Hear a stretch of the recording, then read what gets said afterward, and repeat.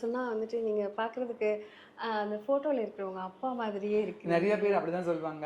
ஆனா எங்க ஓ! அம்மா ஒத்துக்கவே மாட்டாங்க. நான் அப்படியா?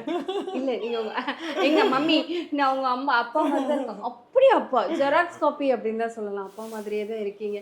ஸோ அப்பா இல்லாம அம்மா எப்படி மேனேஜ் பண்ணிக்கிறாங்க?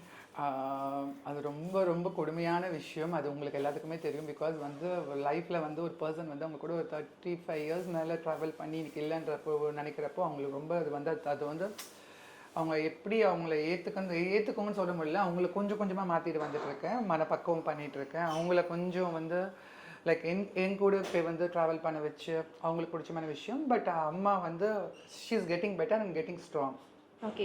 ஸோ அப்பா வந்துட்டு உங்கள விட்டு போனதே இல்ல. நீங்க வந்துட்டு ஒரு ஒரு ஆணா இருந்து ஒரு பெண்ணா மாறப்போறேன் அப்படின்னு சொன்னப்போ கூட அப்பா சப்போர்ட் பண்ணாருன்னு நெறைய இடத்துல சொல்லியிருக்கீங்க. எங்க அப்பா என்னைய விட்டு போல. எங்க அப்பா வந்துட்டு அப்ப எப்படி பார்த்தாரோ, அதே போல தான் கடைசி வரைக்கும் பார்த்தாரு. ஃபேமிலில இருக்கவங்கலாம் என்னைய விட்டுட்டு தள்ளி போயிருக்கிறாங்க. எங்கள விட்டு போயிருக்காங்க. ஆனா எங்க அப்பா என் கூடயே நின்னாரு அப்படின்னு சொல்லியிருந்தீங்க.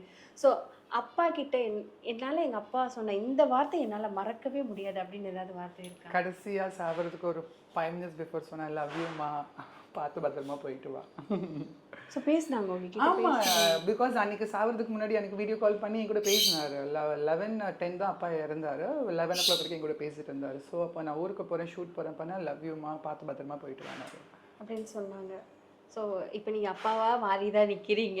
ஸோ, ஏன்னா அப்படி இல்ல. கடைசி வந்துட்டு உங்ககிட்ட தான் பேசியிருக்கிறாங்க அப்படின்னு ஆமா. சொல்லும்போது, இது அப்பா என் கூட தான் இருக்காரு. அவருடைய பரம்பரை மோதிரம் இது. எங்க தாத்தா, கொள்ளு தாத்தா. இப்ப எங்க அப்பா போட்டிருந்தா, இப்ப நான் போட்டிருக்கேன். So okay. இது எங்க அப்பா என் கூட எப்பயுமே தான் இருந்துட்டு இருக்காரு. என்னைக்காவது சொல்லியிருக்கிறாரா? நீ பையனாவே இருந்திருக்கலாம் அப்படின்னு ஏதாவது இல்ல வந்து சொல்லியிருக்கிறாரா? அப்படிலாம் சொன்னதில்ல. எங்க அப்பா வந்து லைக் வந்து அப்படியே இருந்தா கூட ஒரு குழந்தை பெத்துக்கிட்டு ஒரு ஒரு டாக்டர், இன்ஜினியர் பிகாஸ் நான் வந்து இன்ஜினியரிங் படிக்கும்போது டாக்டர் படிக்கணும்னு ஆசைப்பட்டேன். எங்க வீட்ல எல்லாமே டாக்டர்ஸ்.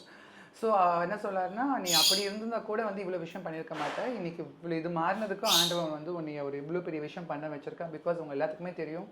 நிறைய வரலாறு கிரியேட் பண்ணியிருக்கேன். நிறைய விஷயத்துல வந்து ஃபர்ஸ்ட் டிரான்ஸ்ஃபார்மர் என்னை பத்தி ஒரு புக்கு இருக்கு, மூவி இருக்கு.